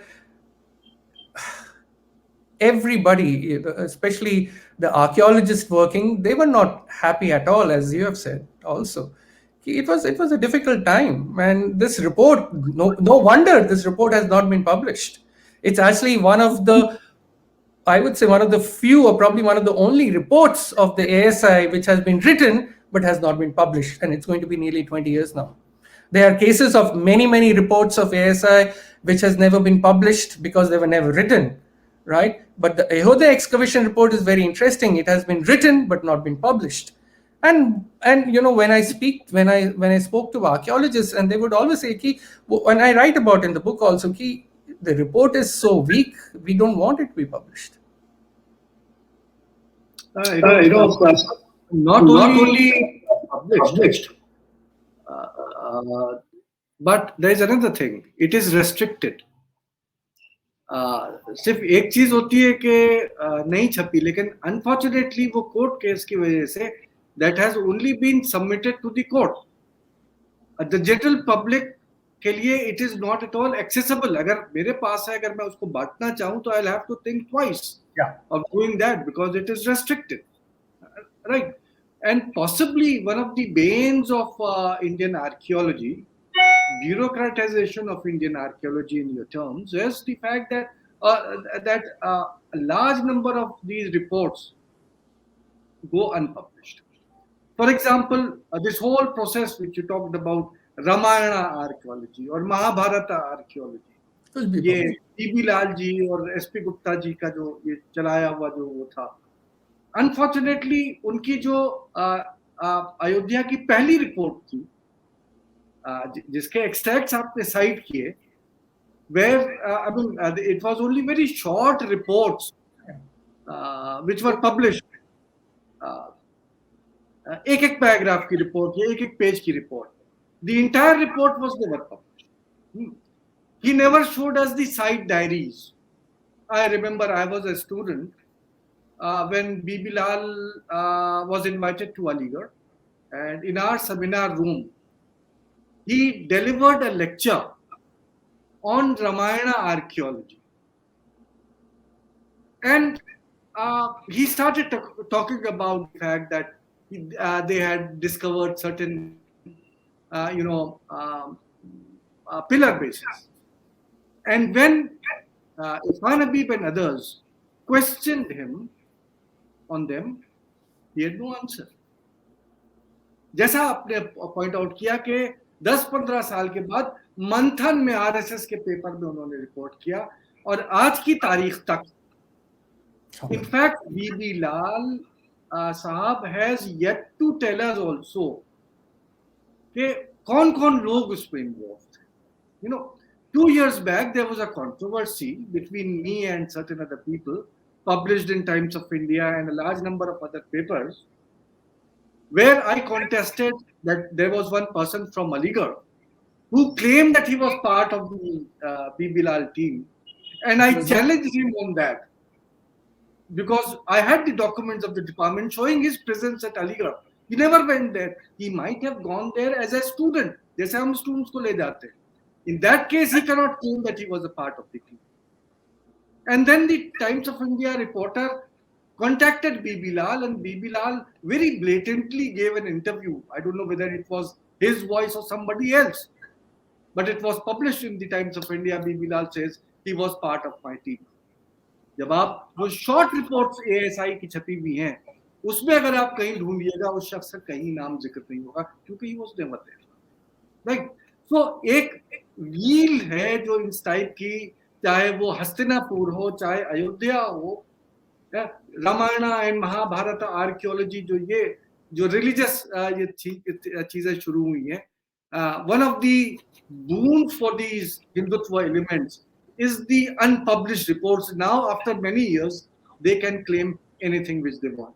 In fact, as अभी हम लोगों ने बात की कि जो report लिखी भी जा चुकी with all its defects, I mean, किसी चैप्टर वो कंक्लूजन पे जहां पे किया गया है, जो पूरे रिपोर्ट की गई है कि मंदिर मौजूद है, उस पे ऑथर का नाम तक नहीं है कि who is claiming that. Her chapter पे एक ऑथर मौजूद है, लेकिन यहाँ और कहीं पे भी मंदिर की बात नहीं है. एकदम से लास्ट में आके कहते हैं कि भव्य मंदिर था, but who is the person, which archaeologist, that is not mentioned. And possibly one of the reasons कि it's now very easy to make the public the food, including our honorable judges. So unfortunately, I mean, your book, as you kept on claiming, is not actually on Ayodhya. It's just a part of it. Unfortunately, आज हम लोग mostly उसी चीज को, I had a large number of other questions on other chapters, but unfortunately we cannot take them क्योंकि काफी time गुजर गया. And I would recommend the others to actually go through your work. सिर्फ अयोध्या ही नहीं deal किया है इन्होंने, सरस्वती ही नहीं डील किया है इन्होंने. There are other aspects of archaeological survey of India which has been dealt with in the book. Now let us take a few questions from the public. Mirza Hasnain, considering how Indiana Jones character in movies and also the Mummy movie series helped to promote archaeology, don't you think South Asia also need more such movies and characters to promote archaeology? Can you suggest some good Indian movies that are about archaeological excavations? Okay, first of all, there's a misunderstanding. Films like Indiana Jones and Mummy, they do not promote archaeology. They only promote fantasy. तो वो फिल्में देख के at least archaeology तो ना करें आप. और एज अ फैक्ट स्टूडेंट्स आते हैं दुनिया भर में वही पिक्चर देख के, वही फिल्में देख के आर्कियोलॉजी करने, so they are in for a shock because these are fantasy films. So they do not, and even for archaeologists like us, we do not believe that they promote archaeology. As a matter of fact, they do disservice to archaeology, because archaeology is a very complicated, complex discipline. It's actually, on the other end, it's also, if you're a trained archaeologist, it's a very slow discipline where you have to spend years and years working on a site, unlike what you see in films like Indiana Jones and Mummy. And finally, there isn't any film on Indian archaeology, and thankfully, there aren't many. Yeah, as Shagufta ji points out, guide is a good example. पर अगर guide देके आप archaeology करेंगे तो फिर आप, मेरे विचार से guide में गाने याद अच्छे हैं, वही मैं याद करना चाहता हूँ. And also, but the other problem with let's say a film like what was that film on the Indus, the Harappa, which had Hrithik Roshan in it, Mohenjo-daro, which was like a disgusting interpretation of what a Harappan world is. Although the filmmakers argued that they have taken advices from archaeologists, it's a Bollywood version of Harappan civilization. So I frankly speaking do not think that there are good ways of making films on archaeology. If you're really interested in archaeology, you have to read about it. That is the best way, because archaeology is a discipline which is about practice and then eventually about writing about that practice. So reading is the best way to get into the world of archaeology. Right. Can we have another question, please? Sir, congratulations for your scholarly accomplishment, especially coining a distinct term, bureaucratic archaeology. Firstly, to what extent discipline of archaeology and anthropology are connected? Secondly, does the archaeological evidence have the potential to create a paradigm shift, in Thomas Kuhn's term, in the knowledge production related to the discipline of history? So, the relationship between archaeology and anthropology is very clear, in the sense they're both canonical disciplines. They both emerge, the birth of both the disciplines emerges in the history of colonialism, not just of South Asia, but in Africa, South America, everywhere. It is a discipline which is about, both these disciplines is about penetrating the other world. In the case of archaeology, you're penetrating a world which is past. In the case of anthropology, you're penetrating a world which is in the present, but it is close to you. So both of them are, I would argue, their histories are very checkered. Their histories are very complex, and they both, their disciplinary discourse are located in very problematic moments of our understanding, which is colonialism. Today, in today's time, the distinction or the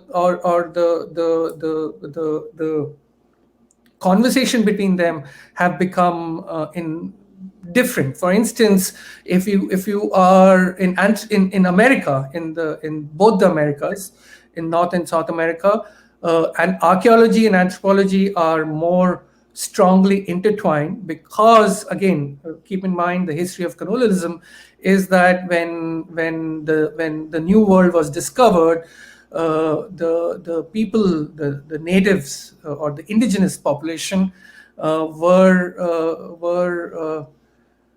constructed, or they were constructed at the other, both by anthropologists and archaeologists. And because there was no distinction between history and present in the New World. And so even that continues even today in American departments. There are very few separate archaeology departments. Archaeology is very much part of anthropology in America, because within the context of American universities, anthropology and archaeology within the context of America is the same discursive framework to understand. But in India and in Europe, because there is in the old world, so as to say, there is a clear distinction between archaeology and anthropology, where archaeology is very specifically the discursive realm if you want to understand past, whereas anthropology is clearly a discursive realm if you want to understand the present, which is other. What I do, or a lot of contemporary anthropologists do today, is that as we do not look at the other. Like, for instance, I'm not interested in going into Adivasi areas to do work, or I'm not going to some exotic location to do work. What I do in this book, or what I've done for 20 years as an anthropologist, is that I use the similar methodology of anthropology that is used when anthropology, we would go into Adivasi areas, into tribal areas, into areas which was outside. I use the same theoretical apparatus, but to investigate our present. And so what I do in this book, in which is why I called it bureaucratic archaeology, I use similar methods to look at archaeologists in India, bureaucrats in India, as a tribe, so as to say, as a community in itself. And they function very much like that. And this is just not in India, anywhere in the world. Scientists, the example I gave about labs, scientists inside the lab are outside. We don't have access to them. So what as anthropologists we do, and there is a whole subdiscipline in anthropology, what we call sociology of science studies, where for the last 30 years anthropologists have been entering into these closed areas of our times, like labs, like hospitals, like offices. There's a lot of very interesting work, for instance, emerging in the world when anthropologists are entering into infotech companies. And so the way we conceptualize the contemporary is that there are closed spaces and we have to understand how they function, what is the ideological, political, cultural, sociological elements that play in the way they conduct their work, either in the form of producing archaeological knowledge or in the form of producing capital in the case of infotechnology companies. Now, your second question about archaeological evidence having potential to create paradigm shift in the form of Kuhnian, I don't think so. The paradigm shift is a very specific idea that Kuhn creates in the context of scientific empirical disciplines like chemistry and physics. I don't think so. Archaeology works like empirical disciplines like physics and chemistry.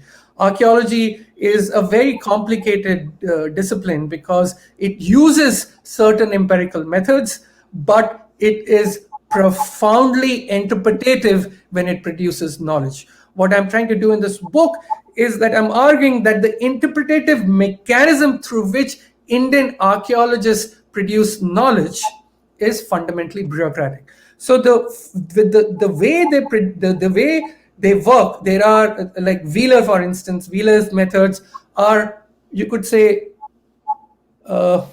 some kind of an empirical structure that they use to produce empirical work, but the interpretative leaps that they're making is fundamentally bureaucratic. And now, as we have seen in the case of Ayodhya, hugely driven by religious and ideological content. So I don't think archaeology as a discipline anywhere can produce a paradigm shift, because archaeology, unlike other empirical disciplines, is also hugely interpretative.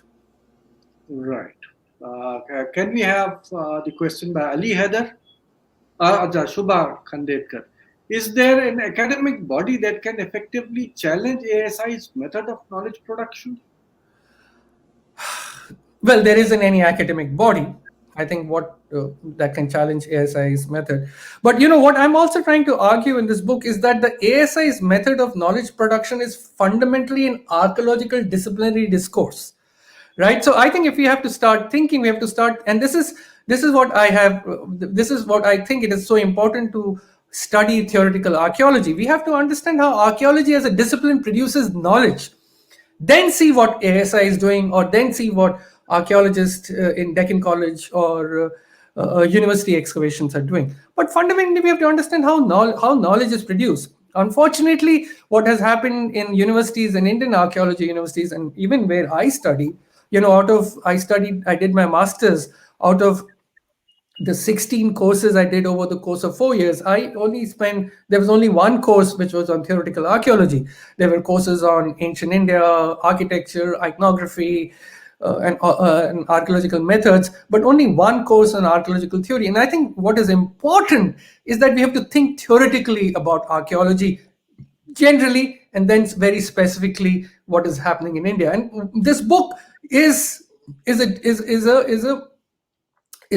step in that direction. Is that if we have to think about method, we have to before that think about theory, right? Because in the context of India, we have seen archaeology. Archaeology is not a new discipline. It's been here for nearly more than 150, 60 years. It's a discipline with very, very, very deep methodological processes. It's a discipline which has a huge political repercussion.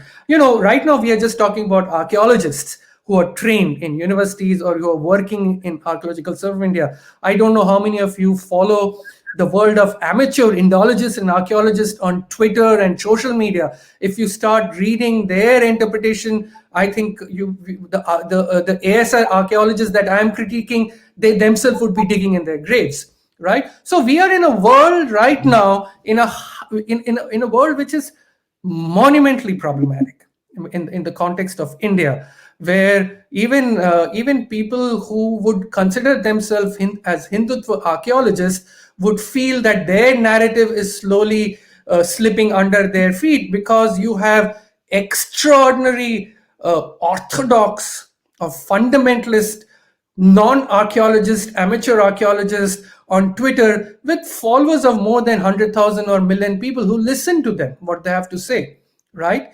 And so we are in a very, very, and I'm going to use the term, messy epistemic world. And what I'm trying to show in my book is just a very small part of that mess, which is a state, right? The moment you get out of the state, it is a free for all. I mean, I would just invite all of you to just spend some time going on Twitter and Facebook and Instagram and just look for some of these archaeological Indologists. And I can assure you, if you're a trained archaeologist, whatever be your ideological affiliation, you will be pulling your hair. In fact, we joined a Facebook group of Indian archaeologists. I thought that I will be gaining something and I would come to know. I mean, I was actually exasperated, and those luminaries about whom we discussed today, starting with Ayodhya archaeology, Ramayana archaeology, and Mahabharata archaeology, they appear to be, I mean, angels as compared to the and all of them. I checked some of their people who they are. They are not amateurs. I mean, they are well-established people. In fact, I mean, there is a group led by a very famous person with whom you have also studied, Shindeji. And the type of lectures, the type of things which they are commenting. I am so sorry. I am not an archaeologist in no sense of the term, but I have read something on it, and I mean. Twitter is much worse than what is happening on the Facebook. I think there are a large number of questions. Last we would take, and then we would sum it up. Britishers did contribute to. No, what was the question? Britishers did great contributions to archaeology in India, like Sir John Marshall did excavations of Mohenjo-daro and Harappa.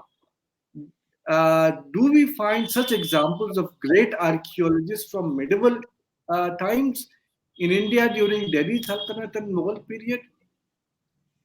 Okay, so here you're making a category mistake, which is important.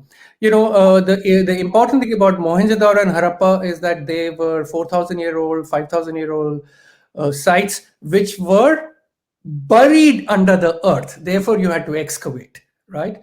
They were buried. That's the important. That's the reason you would excavate something which has been buried, right? But in the case of Sultanate and Mughal period sites, most monumental sites are there in the full view. They do not require archaeological excavation because they are there monumentally. What is missing, and I think that, and you're right, there isn't any work, is that there isn't work done on settlement sites of the Sultanate and Mughal period. There aren't large excavation that has been done. Most excavations are, even now within the context of historical archaeology, is fixated on the monument, on the monumental. There are, and I think what is necessary for instance, in the case of the medieval period, in the Muslim medieval period, is that we really don't know how, for instance, the non-royal lived. We have very little evidence of that, right? In the sense that we don't know how the किस तरीके से प्रजा रहती थी उनके गांव कैसे थे, उनके घर कैसे थे. Very little evidence or very little excavation work has been done on that. And there is probably a reason, because most of these settlements are still continues to be thriving cities in today's time. Places like, you can Agra or Mathura or Banaras, you can just name it, the whole of North India, Lahore, Delhi. These were sites. For example, if it will be interesting to see if if you excavate Chandni Chowk, for instance, what kind of settlement pattern we find. But unfortunately, it is fairly impossible to do that because of the present. There is a living population that exists. So yeah, to answer your question, no, there hasn't been any remarkable archaeological excavation work done of the Sultanate and the Mughal period. Ali Haidarji, I would beg to differ a little from what Ashish has just said. There are certain works which have been done. For example, M.J. Mehta did some work on Champaner. In Gujarat, for example, this whole concept of medieval archaeology started from there. And then by 1950s, possibly around 1956-58, at the Center for Advanced Study, Department of History, Aligarh, we started with an archaeological section, which carried out certain very major excavations. For example, during the period of Prime Ministership of Indira Gandhi, when at a time Professor Nurul Hassan was the Education Minister, two national projects were started. One on excavating Hampi, the capital of the Vijayanagar Empire, and the second, Fatehpur Sikri. Around 7 or 8 books so far have been published on various aspects of the excavations and archaeological and architectural material on Hampi itself. Then Fatehpur Sikri excavations, unfortunately, although they were carried out by a joint team of Archaeological Survey of India and Aligarh team led by Professor R.C. Gaur, unfortunately, as we were discussing the non-publication of reports, the ASI never came up with the report of the Fatehpur Sikri excavations, although very insightful things were found from there. The Aligarh team also lacked, after all, they were also archaeologists trained by the same Archaeological Survey of India. But ultimately, by the end of his life, Gaur Sahab did attempt to publish his report, a very half-baked report, because at that time he was unable to write himself, so he took the help of some others. But some sort of a report came, which is there, which is now published. And then, of course, we have a number of people who have worked on Tughlaqabad archaeology, taking the help of the satellite photographs and imagery from there and trying to interpret. So there are, it's a new field which is developing. So possibly, as Ashish did point out, that this is something on which not much work has been done. Some work has already been done. Unfortunately, it has not gained popularity as much as it should have. R.C. Gaur, who excavated Fatehpur Sikri, he was one of the directors of that excavation, also excavated Atranji Kheda. The medieval layers, the report of the medieval layers of Atranji Kheda, had it come out, it would have been a very voluminous report, because till date, in my department, we have those things which were excavated out. They are voluminous. But unfortunately, Indian archaeologists think that going back to Harappa is much more important than looking at things which are more closer in time. तो ये medieval period तो बच्चों का खेल है, as आशीष said कि ये तो खोदना थोड़ी है, ये तो डिब्री क्लीनिंग है, तो इससे थोड़ी रेपुटेशन बनने जा रही है. So all that material of Atranji Khera by a person, R.C. Gore, who did contribute to medieval archaeology, is all gone. Iqtidar Alam Khan, another name, a historian, but he went on to explore not actually excavations, again debris cleaning, but indigo vats. I have also done. Tried to at Jalali. Iqtidar Alam Khan did at Bayana, Khurja, and certain other places. And he has written the paper. I have also written the paper. लेकिन उसके ऊपर कोई काम, you can say that university of Baroda से ये काम शुरू हुआ था और अलीगढ़ तक वो आके कन्फाइन होकर रह गया. थोड़ा बहुत तुगलकाबाद पे लंदन में बैठ के एक हस्बैंड वाइफ की टीम ने थोड़ा बहुत काम किया, इसके अलावा नहीं किया. Discussion can go on and on and on. It is now 2 hours and we have to stop somewhere.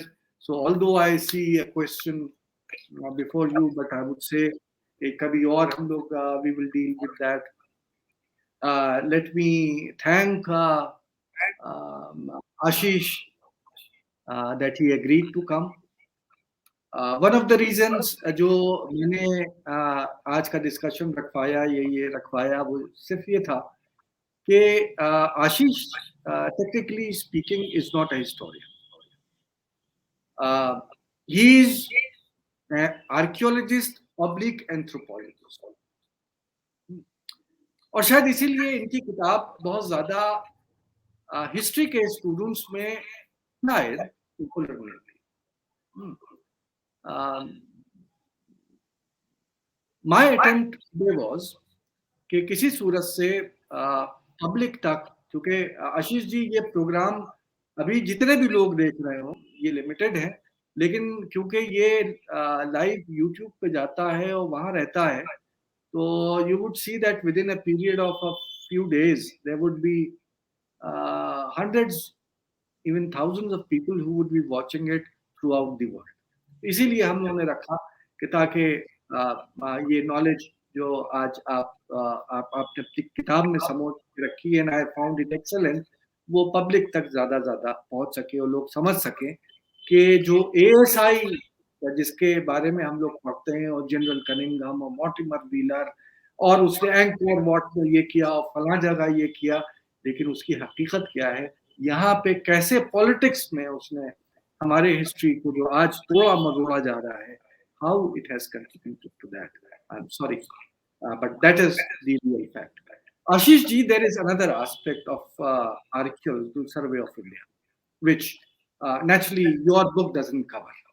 आपने तो सिर्फ उसके आर्कियोलॉजिकल एस्पेक्ट को टेक अप किया, लेकिन क्योंकि ASI पे ही आपकी किताब बेस्ड है आर्कियोलॉजी के पार्ट पे, तो ASI के कुछ और काम भी है, conservation and preservation.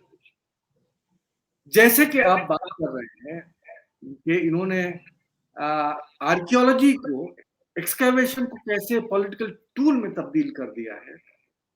I think a same type of a book is needed on the other aspects of archaeological survey. I am referring to the major conservation works which have been done on Indian monuments. For example, Humayun's tomb, or for that matter, the entire area of Sundar Nasari. The tombs of Golconda and Bijapur. There were also attempts to take up the Taj Mahal. Unfortunately for them and fortunately for us, that did not take place. But then another attempt was made कि ASI के पास पैसा नहीं है, so let us give it to certain industrial houses. Agra Fort belongs to this place and Delhi Fort belongs to that place, and they will look after that. So how the monuments of the past, they are also being politicized, जहाँ conservation was needed. There is a very basic book by Sir John Marshall. अभी किसी साहब ने question में sir John Marshall का नाम लिया था. That is why I was reminded. He has a book on the conservation and preservation of monuments, which was published long time in around 1905 to 1909, something. मैं इस वक्त उसकी date actually भूल रहा हूँ. That is supposed to be the Bible of conservation. जिसमें conservation से मुराद सिर्फ इतनी सी है कि फर्दर डिके से रोका जा सके. खूबसूरत बनाना काम एएसआई का नहीं है. जितना डिके हो चुकी है उसको वहीं पे अरेस्ट कर लेने का नाम कंजर्वेशन है, जहां तक इंडियन कॉन्टेक्स्ट का सवाल है. अब इजिप्ट में क्या हो रहा है, ऑटोमन टर्की में क्या हो रहा है, और यूरोप के किसी मुल्क में क्या हो रहा है, हम डिस्कंसर्न.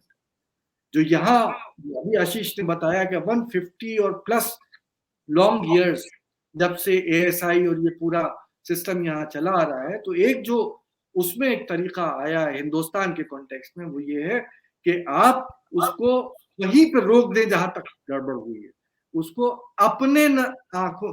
What is beauty? Beauty lies only in the eyes of the beholder. आपने वहां बड़ा खूबसूरत आपने गार्डन बना दिया जो यूरोपियन गार्डन है, अच्छा लग रहा है, but not the original. Not the original. It was never the concept under the mobile. For example, आपने उसके सरफेस को बड़ा खूबसूरत बना दिया, डिजाइन्स को आपने चमका दिया, लेकिन वो डिजाइन जो है वो 20th और 21st सेंचुरी के आर्टिजान की बनाई हुई है, जो 16th सेंचुरी और 17th सेंचुरी के उस मास्टर क्राफ्ट्समैन ने जो बनाया था. नहीं, आप नदीम रिजवी की सूरत देख रहे हैं उस कैमरे से, नदीम रिजवी को नहीं देख रहे. तो आज हुमायूं का मकबरा जो है वो आगा खान ट्रस्ट का मकबरा बन गया है. Let me not name anybody else. Right. So that is another aspect. Ashish ji, I am sorry, काफी टाइम हो चुका, लेकिन आर्कियोलॉजिकल सर्वे ऑफ इंडिया का एक वो भी काम है which should have taken place. And with these words, I would thank Ashish ji once again, and I would request Shagufta ji to make the end comments. No, I joined in just because I wanted to thank Ashish ji, but also I wanted to apologize to some of you whose questions have not been taken up, and we hope that we will be able to bring Ashish ji back, and there are other things that we can talk about, as you can understand, and you have learned that he's a polymath of sorts. So we will hopefully be talking about other aspects of his work. So I really want to apologize to Giriraj ji, who is also a student and a bureaucrat. And earlier he was working in Atranji Kheda and Fatehpur Sikri during the excavations. I want to apologize to a whole lot of you, Shankar ji, Purnima ji, and everyone, Vijay ji, whoever's questions I've not been able to take up. But please be assured that we will be very happy to have you back. And thank you so much for your participation. And thank you Ashish ji for coming. And अच्छा, ये एक सवाल है जो हमें अभी mobile पर किसी ने भेजा है. वो पूछ रहे हैं कि आपकी फिल्में बड़ी मुश्किल से दिखती हैं और बहुत मुश्किल से हमको समझ में आती हैं, तो हम इनको कैसे एक्सेस करें? अभी हाँ, मेरी फिल्में डिफिकल्ट है देखने के लिए भी. अभी आजकल I mean it's difficult to watch them because they are not easily accessible अभी, पर there is a online platform called Mubi, MUBI. तो they are doing a retrospective of my film, so if you want you can watch them now. And difficult to understand वो तो फिर आप, that will require another meeting of sorts to figure it out. I think that calls for another Ganga Jamuni Asha session, and we could do that. एक last में बस आशीष जी आपसे ये कह दूं कि किसी ने आपसे पूछा भी था कि कोई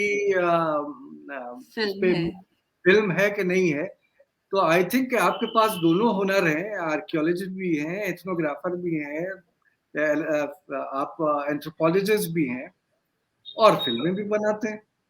So should we expect one film on such topics from you in future?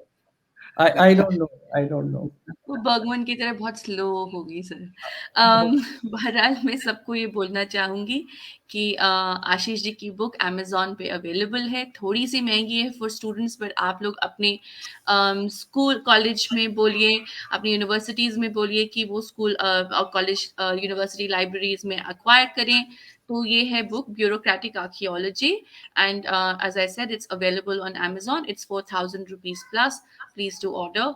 And ये बहुत ही सच में बहुत एंगेजिंग बुक है जी. ये आपने जो 4,000 प्लस की बात की, that's probably the Amazon version. The hard copy is just about 800 rupees, 850 rupees. तो Amazon में अगर आप सर्च करेंगे आपको मिल जाएगा. 850 रुपए की हार्ड कॉपी है. तो देखिए 850 रुपए की किताब है. 850 की मैंने खरीदी है. 850 की है वो. आप वो Amazon में या Flipkart में मिल जाएगी. जी जी. तो ये मेरी तरफ से माफी चाहती हूँ कि मैंने आपको बहुत इन्फ्लेटेड जो प्राइस बताया, बट ये 850 की किताब है, तो आप लोग खुद खरीद लीजिए. और स्कूल और कॉलेज और यूनिवर्सिटी लाइब्रेरीज को भी बोलिए खरीदने के लिए. पढ़िए. Thank you so much. जी पढ़िए, जरूरी वो है. All right. Thank you so much, sir. So, do you want to announce for the talk for the next weekend? Friends, we have a number of speakers lined up in future with certain very good topics for the next week. Let me just announce that next week we are going to have Shraddha Kambojkar. Shraddha ji, Professor Shraddha Kambojkar is a professor in University of Pune, and she will be speaking on the representation of the Marathas in certain movies which have been made in India on that particular topic. Apart from that, this will be on 19th of February. 26 फरवरी को Ashugupta ji did not announce, but I would announce it, that Ganga Jamni would be organizing a visit, a tour to Fatehpur Sikri. So can we call it a study tour? It is a study tour, because there, instead of appearing on the YouTube and Facebook and giving a lecture, I would be accompanying all those who go there and would be delivering lectures on the site, at the monuments.